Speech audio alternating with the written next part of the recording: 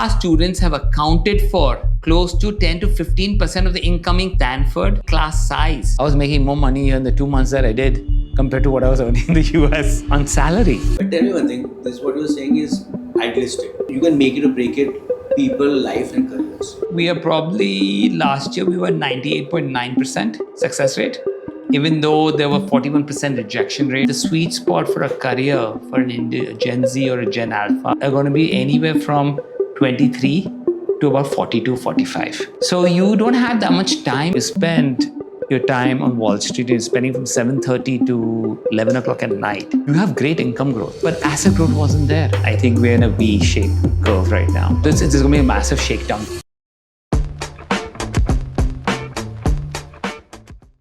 Hey everyone, trust everyone doing great. And see, we have a new set. Things are coming really well. Thank you for all your love. I'm very, very excited with the new set and the kind of guests we are coming in. On that note, today's podcast or today's session, is I'm doing with a guest who, again, I can't call him a friend, but I won't call him my associate because we've been working with them for good 4 or 5 years now. And our relationship is getting stronger year after year. When I met him first, I guess I met him in one of the conferences. I believe he's double my size. And I'll ask his height, but definitely he's double my size.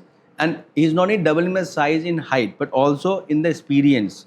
So that is what I would try to drive, that how can I can learn from him. Because he is a very diverse set of experience he have acquired so far. So on that note, Suraj. Hello. Should I call you a friend or an industry friend or someone which I've been learning and with you it's always been two kind of learnings, and this is what I love about when I interact with you. It's not about like you know it all. You seek so much of wisdom, insights and industry know-how, and probably that is what we have a common in nature. Welcome on Thank you very much. Living Pod by Saurabh. How are you doing? Good. So How tall are you? I am 6'1.5". I'm not double your size in terms of length. Okay. In terms of height. No, I'm not. I'm not. If that's the case, you'll be 3 foot, which is very unlikely. Right. So, कैसे चल रहा है? Things are moving along. We actually at a point where, from a business perspective, it's been very interesting times that we're seeing, and I believe that the times are only going to improve. Okay, it's something that has radically changed very quickly. And I think we're in a V-shaped curve right now. Okay, where we actually have seen where it's gotten to and where it's going to bounce back to, and the bounce is going to be as fast as it's dropped. Oh, interesting. Because I've been reading, listening, discussing, being a podcaster and a founder of University Living, wherein I get to travel and meet so much of people across, not only education, but also real estate, also travel, and then part of the startup ecosystem, talking to investors, talking to so diverse set of people. Everyone is saying that next 12 to 18 months will be interesting. But you're saying it's going to be V-shaped recovery. So we are looking at the 12 to 18 months is going to be the bottom. And then you'll see the spring back. That's going to happen. So what we're looking at today is we're looking at a climate or an environment where things are going to... The good thing about this is there's going to be a massive shakedown that's going to happen. Okay. And that's very healthy for this industry as a whole. And the stronger players are going to continue to strive, are going to get stronger through this process. So this is a process of elimination that's going to happen. This is a process where we actually have to take all our might and have to rethink our business models as well as we go through this process. And look at the strength, and then identify what are the new channels where we can actually focus on. So I think we were in a point where our businesses were very casual, and complacent because things were only looking better and better, The last 2 years has been a point where it's been a sense of reflection and deep introspection. And that's what's going to help every person or every company to look at within themselves, what does it take, or what do we have that will take us to the next level. So I think, personally speaking, I'm super happy that this happened, And this is what's going to get us to the next level. You're super happy. You believe that you're one of the strongest player, and you will get more stronger. I don't see myself to be the strongest player. One of the stronger. I won't say that we are one of the stronger players. We've recognized the situation and we're working towards the situation and addressing the situation. Interesting. Complacency is going to be the worst thing. It's going to hurt you. But in this business, I believe the nature of business is like this, that no one can complain, even they want to, because every 4 years or every 3 years, now every year now, or at least 2 years, there's a geopolitical shift, there's a policy changes, there's a destination movement. So why you are saying that people who've been complacent or can be complacent, because this industry don't give you opportunity to be complacent, at least at university living level. I never got a chance to be complacent. It may be true with you, what you're doing, okay, because you're one of the dominant players in the industry. You can say it, but and the still. barriers to entry are very high. Okay. Okay. In our business, the barrier to entry is relatively low. Okay. So the whole perspective is when you look at the business model, okay, when I see complacency, I look at what I did yesterday. Okay. Should I repeat what I did yesterday for the next year? Or should I see what I can change next year? Interesting. Okay. And it also depends on where do you invest? What do you do? Taking into consideration, are you going to look at a model where you say that I can do everything myself? Or are you going to look at a partnership model? Okay. So what's clearly happening is that we need to start evaluating various approaches, okay, when we look at business in totality. So totally, it's an era of collaboration, not competition. It's also an era of how you are reinventing yourself. Yes. And on that note, first let me start from the beginning. Who is Suraj? What do you do? I know everyone knows you, but I have a very different set of audience, right from 17-year kid to probably 70-year investor, from India to Nigeria, or from Vegas to Wellington. So why don't you introduce yourself? So let me introduce myself. I grew up in the US. I was born in India, but I moved at a very young age to the US. I spent close to 20 years of my life in the US. I did my elementary, junior, and high school in the US. Thereafter, I actually did my undergraduate at University of Pennsylvania, the Wharton School. Okay. I graduated and had multiple job offers. Okay. Decided to go ahead and pursue my first fresher job, so to speak, was in mergers and acquisitions. Okay. Realized that M&A was nothing more than selling property. Okay. All right. And realized this is not what I wanted to do. Okay. In the meantime, I had my chartered accountancy or my certified public accountant. I had my CPA. Transitioned from there to KPMG. Okay. While at KPMG, I started my MBA at Columbia. Okay. And when was this? What year you're talking about? This I'm not was asking your age, but well, you can calculate the age if I tell you everything else, right? But just tell me when were you doing M&As? I'm thinking from an era point of view. Era point of view, this was in the early 90s. Okay. And it was in US. It was US. Right. And I was doing tech at that time. You were doing one of the Tech M&A. One of those, a boutique firm that jobs of investment banking, which most of Bollywood movies been selling. That you need to go and do your MBA from US and then you get. But this was undergraduate. This was undergraduate. The time and the life, the entire cycle of businesses in the 90s is very different than businesses today. Right. Agree. Okay. So 1990s, you did M&A and then you moved. So I moved to KPMG and Pricewaterhouse. Then again went back to Wall Street before I came back to India. So I was at Bear Stearns. 2000s. I came here in 2000 is when I came here. I started College Pond. Why did you come to India?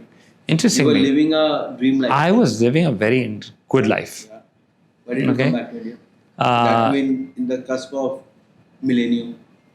Very interesting question. I personally, when I came here, I came on a sabbatical from Bear Stearns, okay, on the premise that I wanted to learn what we had in India. Okay. that said that, you know what, someone should understand what we have in India, okay? And in case something happens to me, you guys should not be clueless. So I came here in 2000, in 1999, 2000. I realized that the opportunity in the financial sector was immense. It was ridiculous, the opportunity that was there in the financial sector. And that was my so-called... You're talking that the arbitrage between BSc and SC. Exactly. Yeah. It's free money to be made. Free money to be made. And at 25-30% returns, it was ridiculous, the amount of money that you could make. What I also realized was at that point in time in a reflection that there's two types of growth that a person enjoys. One is income growth, one is asset growth. When you spend your time on Wall Street and you're spending from 7:30 to 11 o'clock at night every day, and Saturdays predominantly you're there at work and Sundays partially at work, you have great income growth. Okay, I was doing phenomenally well, don't get me wrong. But asset growth wasn't there because I couldn't think what I should be doing with what the funds I made. So when I came to India, I reflected upon it and said, hey, you know what? The future is let my money compound for me as opposed to my income compounding for me. That's how I returned back to India. What made you realize that? I was making more money here in the 2 months that I did compared to what I was earning in the US on salary. But what I didn't realize, okay, it didn't appear to me, and is that there's always a business cycle. Things are always good, but there are always things that hit you hard. And on this note, I really want to interrupt you here. And this is for my audience and everyone.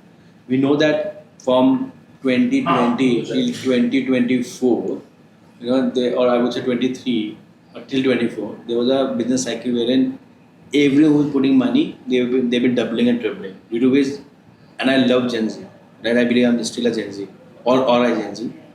And due to which lots of people have got into dropouts and, taking sabbaticals, and they're like, oh, what you've been doing after 15-20 years of experience and all your educations and learnings, lots of people, lots of kids in last post-pandemic 4-5 years or 3 to 4 years, they made lots of money, easy money, and they're like, there's no need to work, there's no need to upgrade. You got this asset wherein you put money and everything will go up, and it was going up. Versus now, in last 6 months, I've seen so many people coming back. They want to work. They want to go back to, they want to join companies. So on that note, please, as you mentioned, it's such a great, learnings here that it's a business cycle. Everything will go up, but it will also go down. So while you are making your money and, living your life, work-life balance, everything, focus on building skills. Otherwise, there will be times when you will be struggling. So on that note, back to your story. I think one principle that my dad has taught me very clearly is that live a life that you can live, whether it's a good time or a bad time. Discipline, routines, systems. System, or even from a perspective of you might do really well 1 year. That doesn't mean that you spend a lot more than you would do if in a bad year. So the idea is not to curtail lifestyle. The idea is to be balanced. Okay? And not let market conditions drive you in terms of making decisions. Totally. It's not boring at all. I think today it is the principles and the values that at least my parents have taught me that has got me to where I am today, and that's values that I tend to instill in my own kids. But it's boring. Talk to your Gen Z. Talk to your students you are counseling. If you tell them that, okay, this is the system, if you follow this will give you 40% return, sure. And they're like, where's the fun? Especially the crypto era. The crypto era, I know people who were gung-ho crypto that I met. They went belly up. Yeah. They sold at 15,000. They sold at 20,000. They sold at 25,000. Yeah. Today, when it again went up, they didn't have it. Yeah. With you. Yeah. So the point being is because you need to stick with the system. You need to stick with routine. You need to stick with the process. Whether it is in your work life, whether it's your personal life, the idea is to continue a process. Now the Gen Zs have processes as well. Okay, their process is very different, or actually not. It's understandable what they are, what they think, how they think, etc.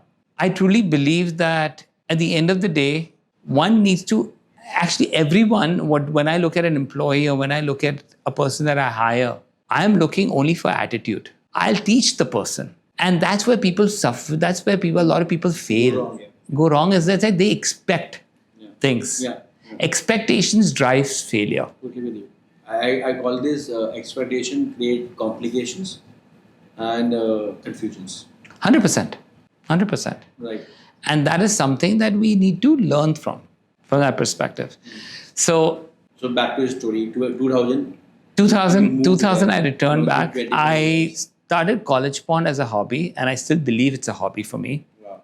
Okay.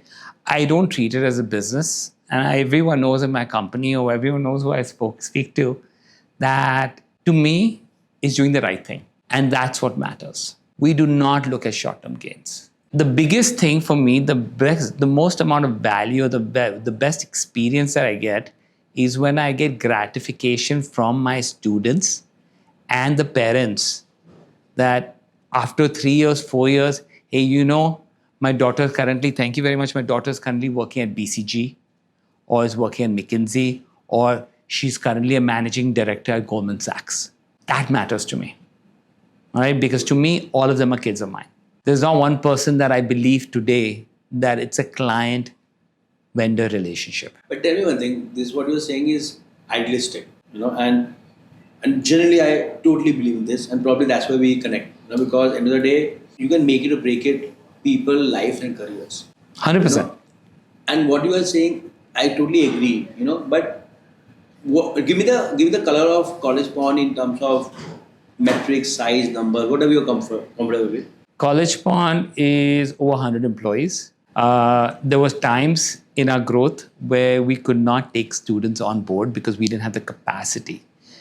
Okay, where we realized that technology is what we realize, and actually everything that we've learned is through our student inputs. Our first technology system that we created also was from a student's perspective. He created the blueprint. We executed the blueprint. I truly believe that at the end of the day, that everything that we've done, everything that I've learned is not by reading, by listening. By doing and by listening. My understanding of the fields is by listening to my students. My understanding of business is by listening to what I see and hear. It is very important when you look at business to understand this basic cardinal rule, understand people. Give me an example. Like one thing that your student gave you a blueprint, and you realize that if you want to scale, you need to involve tech, right? What else? Because this ecosystem is very layered. I think so layered. But see, the thing, that's the difference in our company. We're very much an open source system. We actually a flat organization. Whether it's an employee or whether it's a student, my door is always open. I don't have a hierarchy. Every student has my number. Give me a second. How many students you are doing, if you don't mind sharing? Last year, in the current market condition, we did approximately 14 to 1600 students. I don't know the exact number, is what we did. My question was, and why I'm asking this, and thank you for being real, because if you would have said 5,000, I would have because in this industry, people talk lots of numbers, which are not real, and everyone whatever, normally I'm sharing it on camera, people say 5,000, okay, divide by 3, and even no. It's divide by 5. It's not that. It's not that. I think, personally speaking, with each of these students that we worked with, okay, and I'm processor such that it had to be individual. So my question is that, see, I can see the passion and I relate to it too much. If I get a chance, I don't do podcasts or I speak with students, and same, I guess people say, I'm crazy. I want 15,000 students, 15,000 groups, and you know me, right? Even if you say, oh, this is my known student, add me, I'll keep it at, and I do that. But after point I realize I'm still there, but we do around 22,000 students, right? Upscale karna hai na. So when I say you can make it or break a student careers all their life, and you need to give personalized one-on-one, thing. But if you need to scale, एक level आता है जहाँ पे आप take use करते हो और take से आप बहुत अच्छा एक एक्सपीरियंस देते हो, but then this individual personalisation और कस्टमाइजेशन और something happens wherein you want to do it as a founder, but you need to get away from day to day or this 100%. I'm not involved in the day to day. I completely am not involved. So how you But the DNA is transferred to all my counselors. होता है? Hota hai. Today, my DNA of what I started off, the so-called mission, the whole idea of how I think, is transferred to my counselors. How you did it or how? It's through experience. It's the whole idea that people see how we work. My partner, Jimit, is very much hands-on. I'm not. But irrespective, if a student wants to connect with me, he's accessible to me. So as long as my principles are transferable, okay, that's more important to me because I know I can't be replicated. But when it comes to a decision-making point from a student perspective, we clearly focus on what's ideal for them as opposed to what's ideal for us. See, in this industry, there's lots of people move company to company. Now even students, shop around one partner to another partner, agency or agent, whatever you call it, right? With that ground level reality, when there's a poaching happening, there is a movement happening, from everyone. What you are saying is, see, I can relate to it, and that's why I'm asking it, and luckily, like you have a co-founder and a very strong journey with you, and very strong DNA management team. Similarly, I'm blessed with it, but still, at time I feel that if when we are doing 5,000 students, the kind of detail we were into, now we are doing it, but I'm also very obsessed for student experience. Very right? true. कहीं पे मतलब I need to now accept things that I can't give 10 on 10 experience to everyone, and somewhere it aches me with this ground reality when people are changing. Like, okay, you hire someone, you train them, mentor them, guide them, and then within 6 months, 2 months, 2 years they move. So you are saying you will continue to churn them. Okay, so that's one thing. We don't have churn at all. We What is happening? let people go, but no one has left us voluntarily. Very few people. Let me answer that. You let them go, but they are Let me answer that question. Sorry, let me answer that question. Most of the people that have left us are people that we've let go. If the ratio is 80-20, okay, due to performance factors, okay, we let them go. My leadership team are people who joined me their first job and continue to grow. They overgrown the role. We believe one principle that we follow, and I strongly believe, is continuous growth for my employees. Where I don't have growth, I need to find out how I can give them growth. And what about then? And so the second, people don't want to evolve? then we need to see whether we want to keep them. So that's why that's our prerogative. Okay? But you have asked people to left. 100%. Yeah. 100%. We've seen that if they stick around and we believe that they work for the first year, okay, they will stay with us all the way through. Totally. Okay? Right. The other thing that we've also realized is that people fall in three categories of people, three subsets that I have. The first subset, and this is something that I follow although I did an MBA, no one taught me this. This is all experience talking. The first thing is the three categories is one is a follower. One is a doer and one is a visionary or lead or a thinker. I won't say leader, thinker. You'll see when you look at these three different categories, majority of your employees are followers. What do you think the ratio is between a follower, a leader, and a doer? What do you think it is? I guess 80% must be followers. It might be 90. Probably 2 to 5% thinkers, and 10 to 15%. It's more than 100 that you just told me. What do you think it is? I'm putting you on the spot right now, but please tell me what you think. 80% followers, 15% doers, 5% thinkers. That's 100%. That ratio doesn't work. Yeah, please tell me. If that's a ratio, you're going to have challenges down the line. Do you think 95% followers? Absolutely not. You can't go more than 60. Because if you keep on giving them things to do and they just follow, there'll be no improvement, there'll be no innovation in your business. You will bottleneck. You'll be a bottleneck. So, what is ideal ratio? To me, it's a 6-3-1 ratio. Nice. And this principle is what we try to keep. Now, how do you determine that a person is a follower, a thinker, and a doer? Or a follower, doer, and a thinker? So people who take initiative, they are doers and thinkers. But a follower, see, when you hire someone as a follower. They might pass the threshold of a follower, then how would you give him the promotion to do a doer? How do you take him to a thinker? I've had employees where they're great thinkers, but they're very bad followers. Or even doer. Or very doer. I mean, in fact, when we're talking about Gen Zs, and this is a video about, so the people I'm hiring and people I'm working with, I see they are very, like, two ends.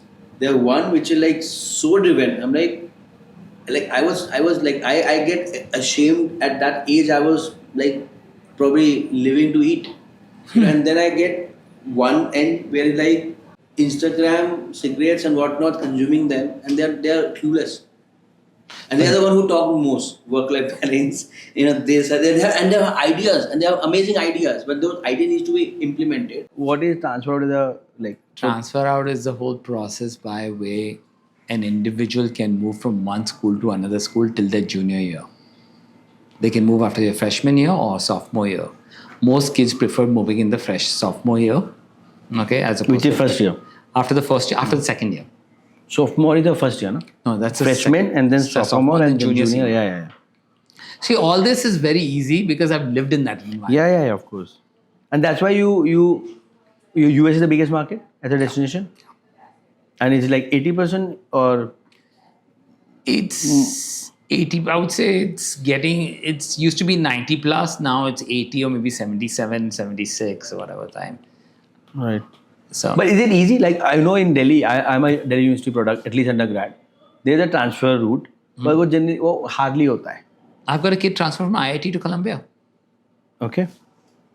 So it's on performance or it's based on profile? Based on performance and storytelling. Profile. Storytelling numbers. Numbers matter. That's CP because that's CP requisite. And then storytelling. Nice. And why did you do that from IIT to Columbia? He wanted to transfer. He said, I don't have the major that I'm looking for. So one thing which I realized, and this is so nicely, and thanks for highlighting this, that any time of your life you have an opportunity to change your trajectory.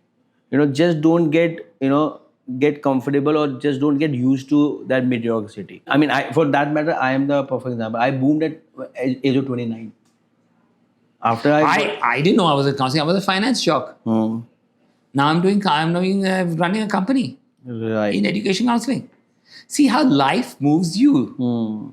In what direction you don't know. But there's only one cardinal rule. You need to continuously learn. Right. Absolutely with you. What's your view on accommodation as a issue? Is accommodation an issue? Very big issue. Yeah. Very big. Tell me more. Okay, I believe that accommodation is a huge pain point when most of the people that actually move from a graduate perspective, I'm not looking undergrad, you've got housing there for the first year. And that gives you the enough time to actually transition into that environment. But from a graduate, most of the people that are used to going to graduate school are from middle class or lower middle class background. They've never traveled in the US for the most part, or they've never traveled abroad. This could be potentially the first stamp. So to make sure that everything is well set out before they go, parents, the anxiety level is very high. And many of them take loans. So accommodation is a huge pain point. And if you know that the kid is living in a comfortable environment, a secure environment with roommates that they can relate to, and trust, it's a big plus. Right. Now see the advantage. When I went to college, we didn't have a FaceTime or we didn't have a Google Meet. We didn't have Zoom. Each call to India at that point, it was $2.50 a minute. We could speak to our parents no more than 5-10 minutes. 5-10 minutes in a month or in a week. A week. Everything was letter exchanges. Today, I don't think there's any email exchange for that matter. Right. It's all telephone. Right. It's all video calls. WhatsApp and iMessage and It's all video calls. Accommodation is clearly an important aspect, something that parents and students are thinking about only once they getting visas or they're landing there. they're planning. But why that is happening? And I can, Because everyone thinks sequentially. They don't think holistically. Everything is sequential. But also, I have to put this on all of us, and especially all the education agents. Pardon me, but that's a fact, because they wait for the student to get a visa. They talk that we are 97, 98, 100% visa success rate. But when we say that, why don't you let your student book accommodation? Oh, if visa doesn't happen, then there will be a headache. I'm like, if it doesn't, if when you're saying 97%, chances are only 3 on 100. Yeah, but who are those 3? Yeah. Every parent doesn't listen to me. At the end of the day, we live in an environment that we only do things when we have to do things.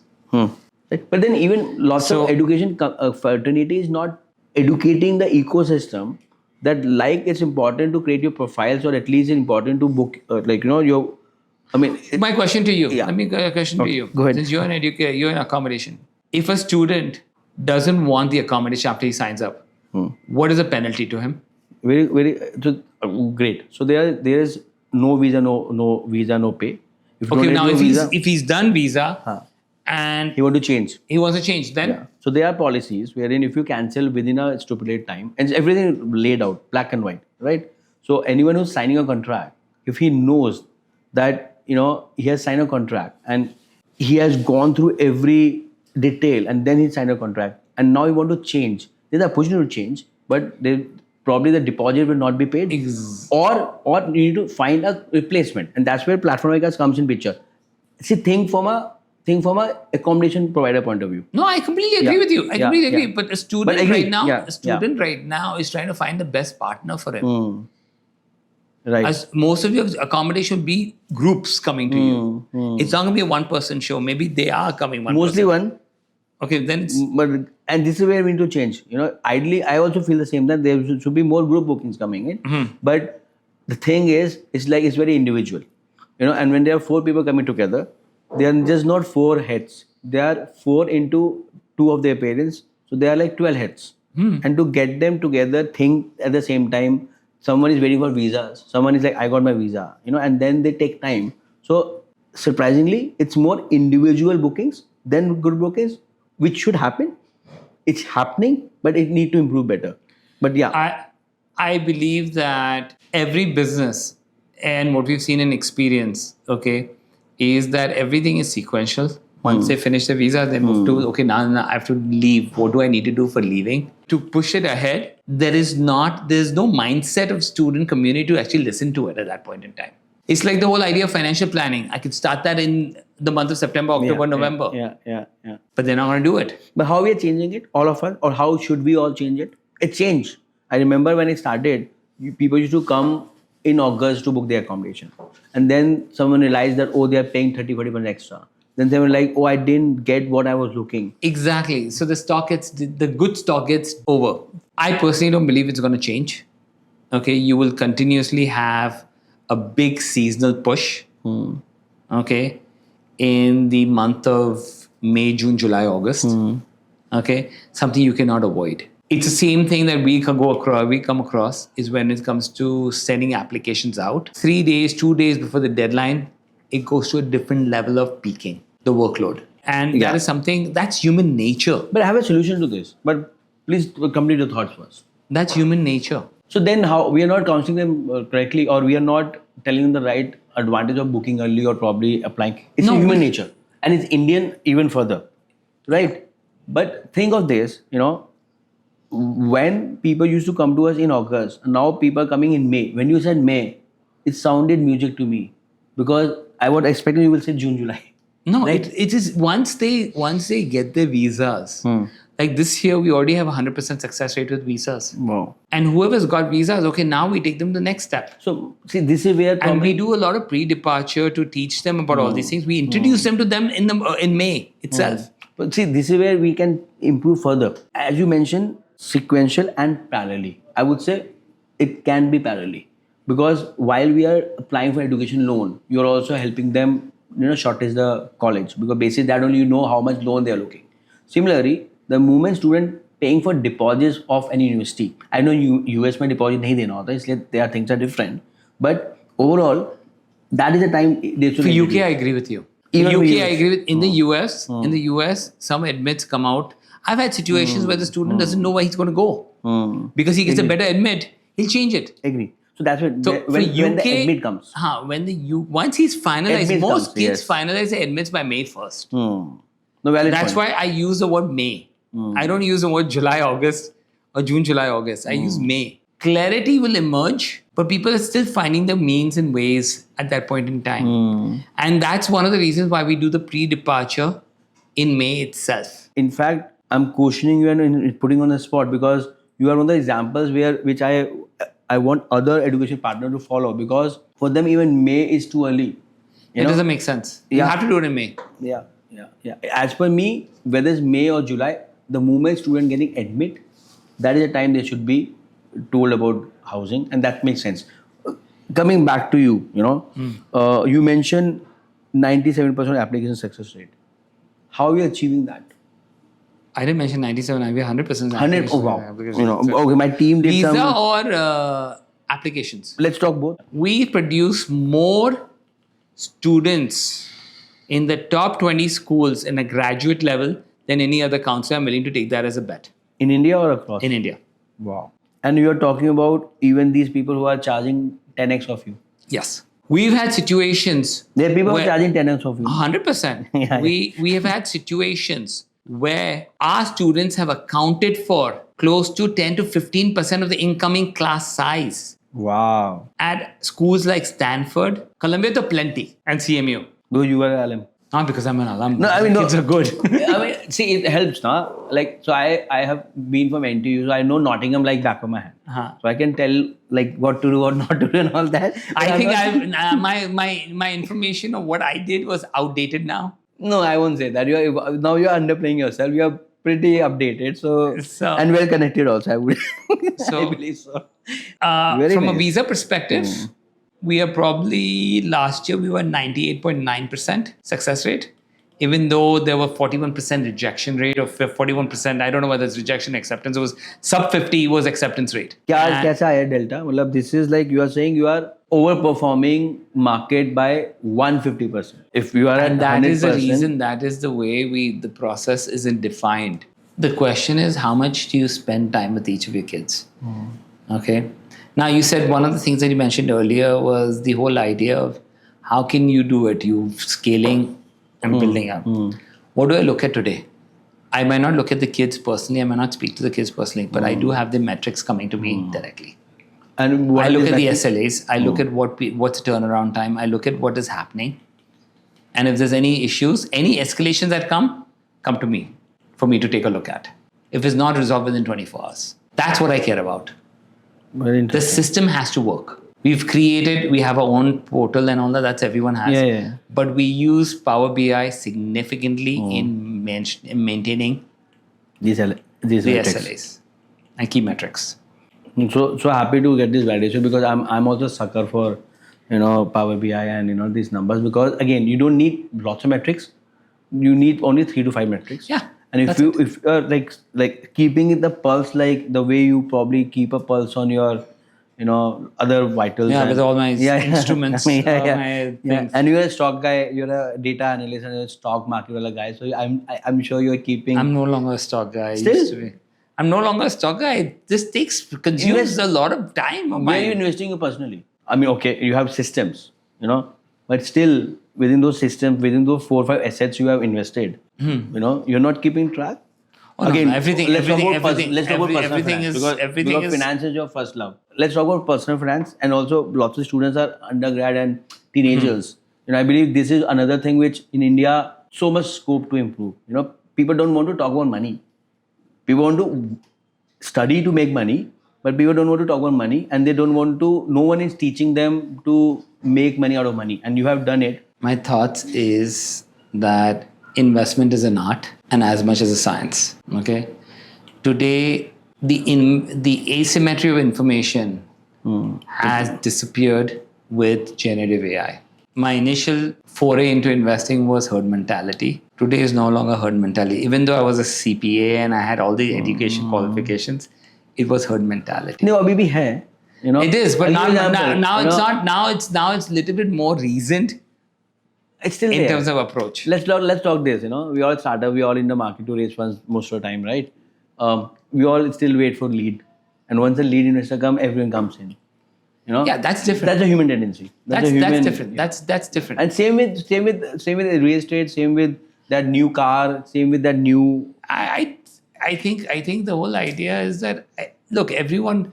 One thing you realize in life, till you don't make a mistake, you will never move ahead. Okay, so let the kids make mistakes. I'm 100% supportive of that. But how we can inculcate this habit of personal finance, health? People have to start picking it up. Gen Z is pretty conscious about health.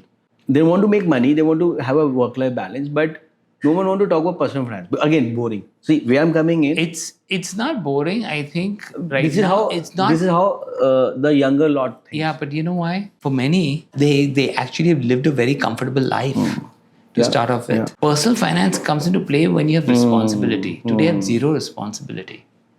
Only when you have your own responsibility will you start thinking personal finance. That's where it's parents' fault. If you actually come to the point where you say, hey, you know what? This is what I've given you. Now you need to figure out how you want to move to the next step. Totally. You will have. I truly believe, and one of the things that is clear and evident over the years is that the sweet spot for a career for a Gen Z or a Gen Alpha, or Gen Alpha, Gen beta. Alpha, Gen Z Alpha and Alpha. is going to be the sweet spot in terms of years are going to be anywhere from 23 to about 42, 45. Uske baad it's gone. Okay. So you don't have that much time and leeway to figure out what you want to do. But still, every individual there will be peak. What time? No one can tell. Peak means responsibility. Peak means understanding yourself. I don't mean peak means in terms of career. Very interesting. So, because it's yours, you are the guest, you are the hero of this discussion. We'll talk about quick rapid fire. One mistake students keep repeating, no matter how much you want them not to. Procrastination. A line you never want to read in an SOP again. What I don't want to see in an SOP is superlatives. If you could delete one buzzword from study abroad word. Study abroad. What's harder, convincing a parent from South Mumbai or South Delhi? I think it's neither. Then what is this? Which one? I don't think I need to convince. I think you just need to provide value. I'll send my kid for her counseling, then I'll answer this. What's your no compromise rule when it comes to running college? Ethics. Integrity. Who do you turn for advice when you are stuck? My team. Anyone in your team? I think the first thing I turn to is my student. Because I want to hear their perspective. And then I've got Arjun, I've got Jimit, I've got everyone else. But when I'm really stuck with something, I want to hear from the students. And your personal life? Huh? And if you get stuck in your personal life? It's Krish, my younger. My older one. Older one, okay. That's a good one. One thing you were wrong about and glad you were? Coming back to India, initially. Okay, nice. The last one. When people look back at your journey with College Pond, what's the one thing you hope they say you stood for? Outcome. I think creating lives for people. And that's all that matters to me. Nicely done. Thank you. Thank you so much. That's a wrap. And on that note, I would say one of the very crisp and very insightful one. I believe lots of Gen Z, and I guess it was well conveyed from a student point of view, parent point of view, from an entrepreneur point of view. Also, there were a couple of learning which I believe was how Suraj is building a business and also living a life which is fulfilling, which is just not about money, numbers, and a rat rate. Because in this industry, most of us get into rat race. So well done on that, right? Thank you. And I would say I really enjoyed this discussion. Firstly, I believe it was very bright and it's a new set. So I am still absorbing and digesting that. And as we know, we don't follow a script. but the rapid fire was really nice. So all credit to my team. And to you, thank you so much for your time. Thank you so much for your, your wisdom, the question, the feedback, the commenting you are doing. Not every comment is, very, very nice, but I want those comments. I want those questions, because that's what keep us, my team, keep improving, keep questioning, and keep getting better. So on that note, thank you so much, and keep supporting. And if you like something, subscribe it, share it, like it, because unfortunately, the more subscriber we have, the more better guests we'll get. The more guests we get, the more better content we create. Thank you so much.